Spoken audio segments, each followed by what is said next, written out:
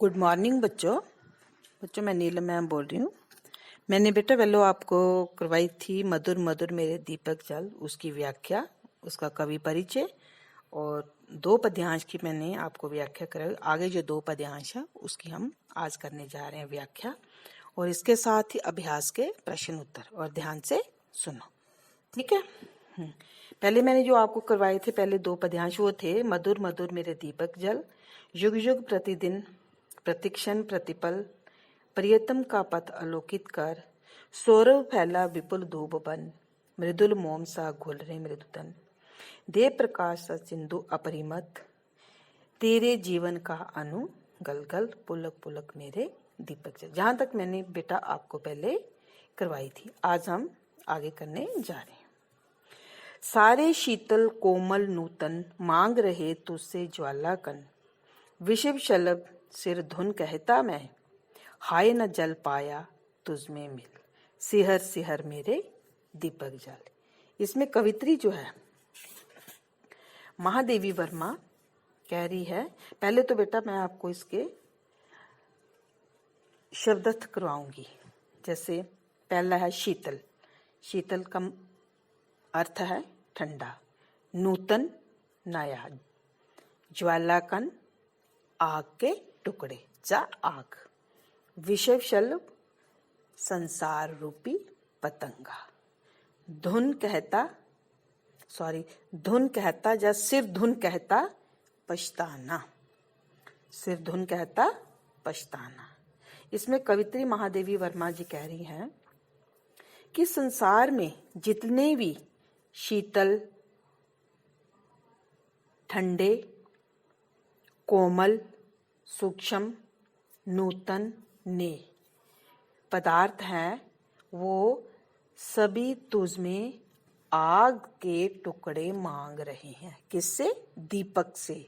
आग के टुकड़े मांगना बच्चों, वो कहते हैं जितने भी संसार में ये नए, शीतल, कोमल और नूतन नए पदार्थ जो हैं वो तुझसे आग के टुकड़े मांग रहे हैं दीपक से, अर्थात वो आपके साथ ही जल जाना चाहते हैं। जैसे आप जल रहे हैं वैसे ये जो संसार में जितने भी नए पदार्थ हैं, क्या कहते हैं, शीतल हैं, कोमल पदार्थ हैं, ये सब तेरे साथ जलना चाहते हैं, अर्थात तुझसे आग के टुकड़े मांग रहे हैं। भाव की वो तेरी ही जलन को ग्रहण करना चाहते हैं, तेरे साथ ही जलना चाहते हैं। किसको?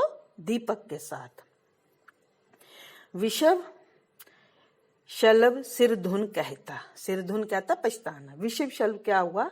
संसार रूपी पतंगा, जो सांसारिक पतंगा है। पतंगा क्या होता है? जो लो के आगे टिमटिमाता है, चलता है, लो के आगे ऊपर चलता है। कहते संसार रूपी पतंगा भी जो पछताकर कह रहा है, सिर धुन कहता पछताना, कह रहा है हाय न जल पाया तुझसे में मिल, मैं भी तेरी लो में नहीं जल पाया, मैं भी तेरे साथ अपने आप को नहीं मिटा पाया, अर्थात मैंने भी कोई दुख नहीं अपने शरीर को दिया, अपने आप को दिया। मतलब मैंने कोई संसार के लिए कोई कल्याणकारी काम नहीं किया। जैसे दीपक खुद को जलाकर दूसरे को रोशनी देता है, इसी तरह पतंगा भी पछता रहा है कि मैंने भी अपने आप को जलाकर किसी को सुख नहीं दिया, किसी के लिए कोई कल्याणकारी कार्य नहीं किया। इसी कारण वो पतंगा भी पछता रहा है। सिहर सिहर मेरे दीपक जल, हे मेरे जीवन रूपी दीपक, तू सिहर सिहर धीरे धीरे खुशी खुशी से मेरे जीवन का दीपक जो है वह तू जलता रहे। ठीक है। आगे है जलते नव में देख असंख्यक, स्नेहहीन नित कितने दीपक, जल में सागर का उर जलता, विद्युत ले घिरता है बादल, विहंस विहंस मेरे दीपक जल। इसमें पहले फिर उस पहले की तरह मैं आपको इसके शब्द अर्थ करवाऊंगी। जलते नव, नव होता बेटा आकाश, असंख्यक अनगिनत, स्नेहहीन प्रेम से रहित, दीपक, दीपक, दीवा। जल में, जल से परिपूर्ण, जल से भरा हुआ। उर, हृदय। विद्युत, बिजली। विहंस, हंस, हंसकर, खुशी खुशी में। ठीक है।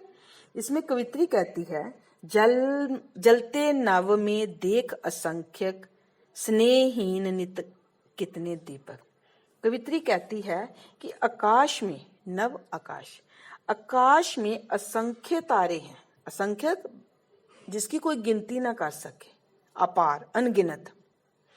इतने असंख्य तारे हैं जो तेल रहित होकर भी जल रहे हैं, और जो कि बिना तेल के जल रहे हैं। स्नेहहीन नित ने कितने दीपक। क्या द्वारा मैं बोलती हूँ, कवित्री कह रही है कि आकाश में कितने असंख्यक तारे हैं जो बिना तेल के जल रहे हैं। जैसे तारों का जलना, किसी दीपक का जलना तेल के बिना थोड़ा जलता है, परंतु कवित्री कह रही है आकाश में कितने असंख्यक तारे हैं जो बिना तेल के ही जल रहे हैं, बिना तेल के ही वो रोशनी दे रहे हैं। यद्यपि उसमें आकाश में पानी है, फिर भी आकाश में जो तारे हैं बिना तेल के जल रहे हैं। स्नेहहीन नित कितने दीपक। और क्या कहते हैं, कवित्री कहती है स्नेहहीन नित कितने दीपक। इतने दीपक जल रहे हैं, स्नेहहीन, प्यार से रहित, प्रेम से रहित कितने दीपक जो हैं वो आकाश में जल रहे हैं। जल में सागर का उर जलता, और जो सागर है यद्यपि पानी से भरा हुआ है, फिर भी सागर को भीतर ही भीतर समुद्री आग जो है वो सागर को जला रही है। समुद्री आग जो है वो सागर को जला रही है, अर्थात उसका दिल भी जलता है। किसका? सागर का। सागर का दिल भी जलता है। जब समुद्र में आग लगती है तो किसका दिल जलता है? सागर का दिल जलता है। जल में सागर का उजलता विद्युत लेव गिरता बादल। चाहे बादल पानी से भरा हुआ है, पानी बरसाता है, फिर भी ये बिजली को लेकर ही गिरता है। बिजली से वो स्वयं को जलाता है। जब पानी सागर का जलता है तो जलने से क्या होगा? बिजली पैदा होती है, और जब बिजली पैदा होती है तो सागर का उर, मतलब सागर का हृदय तो जलता ही है। भाव ये कि प्रकृति में यदि किसी न किसी कारण कोई भी सभी जल रहे हैं तो वह दीपक की तरह निरंतर उसको जलते रहना चाहिए। और हे मेरे जीवन रूपी दीपक, तो सदा हंस हंसकार जलता चल। हाँ, ये वाला पद्यांश मैं आपको दोबारा करवाती हूँ। स्नेह जलते नव में देख असंख्यक, स्नेहहीन नित कितने दीपक। कवित्री कहती है कि आकाश में कितने असंख्यक तारे हैं, स्नेहहीन नित ने दीपक। इतने असंख्य तारे हैं कि जो बिना तेल के जल रहे हैं, बिना तेल के जल रहे हैं। जल में सागर का उर जलता, यद्यपि सागर जो है वो पानी से भरा हुआ है, फिर भी जब समुद्री आग जो है वो जल को भीतर ही भीतर जलाती है। विद्युत ले गिरता बादल, और चाहे बादल पानी से भरा है, पानी बरसाता है, बारिश होती है, फिर भी वह बिजली को लेकर गिरता है, बिजली बनती है। और बिजली से स्वयं को ही वो जलाता है। कौन? बादल। भाव ये कि प्रकृति में यदि सभी किसी न किसी कारण जल रहे हैं, इसलिए कवित्री कहती है बिहंस बिहंस मेरे दीपक जल। ये मेरे जीवन रूपी दीपक तो खुशी खुशी होकर जलता जा। ठीक है। और इसके बाद जो है हम करेंगे अभ्यास के प्रश्न उत्तर। पहला प्रश्न जो है वो है, प्रस्तुत कविता में दीपक और प्रियतम किसके प्रतीक हैं? प्रस्तुत कविता में दीपक और प्रियतम किसके प्रतीक हैं? प्रस्तुत कविता में दीपक कवित्री की कोमल भावनाओं से परिपूर्ण हृदय का प्रतीक है। किसका? दीपक जो है कवित्री की कोमल भावनाओं से परिपूर्ण हृदय का प्रतीक है दीपक।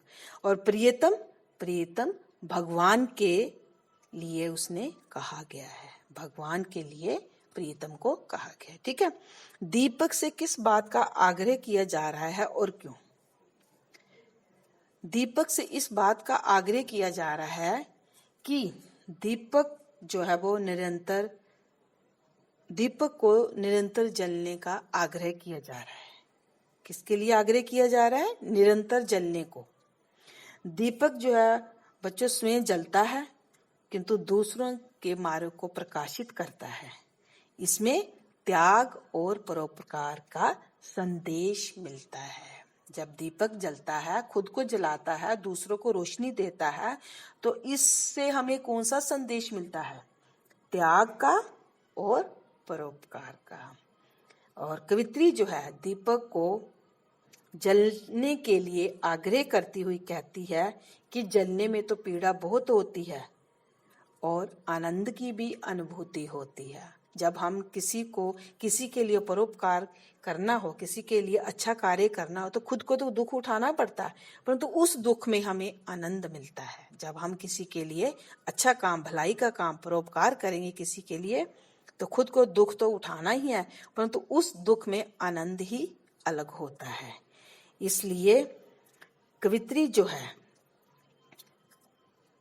दीपक को निरंतर जलने के लिए कह रही है, और इसलिए कह रही है कि जलने में आनंद ना होता तो ऐसा कभी ना होता। इसलिए दीपक को वो निरंतर जलने के लिए आग्रह कर रही है।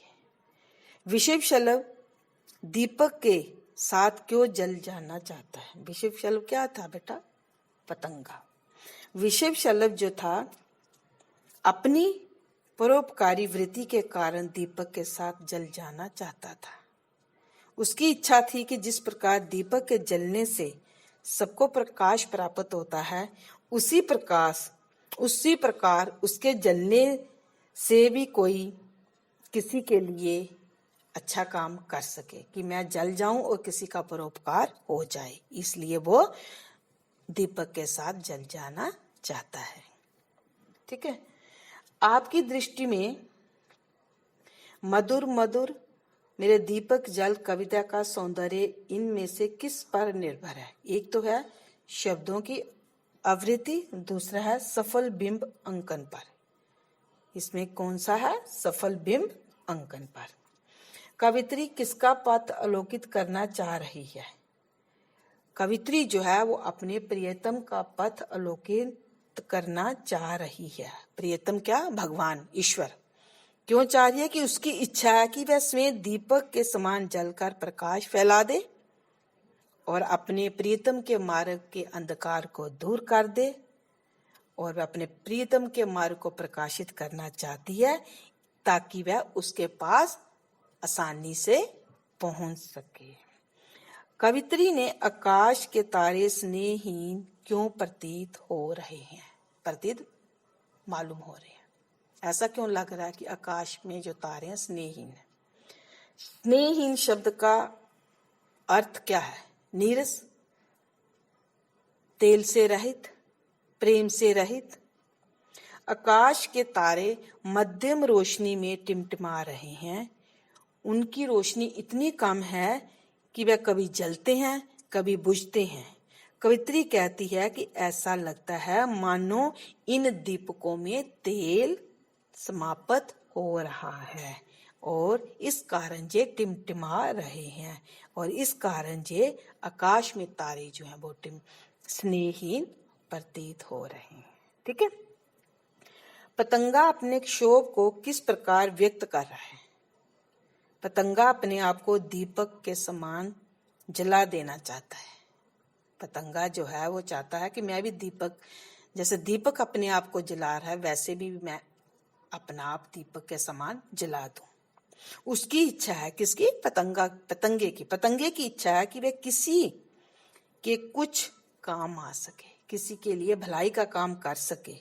जिस प्रकार दीपक जलकर स्वयं को दुख देकर, स्वयं अपने आप को जलाकर दूसरे को रोशनी दे, इस प्रकार पतंगा भी चाहता है कि मैं भी अपने आप को दुख देकर, अपने आप को जलाकर, दीपक के समान जलाकर दूसरे के लिए कोई भलाई का काम कर सकूं। उसके मन में बहुत क्षोभ है।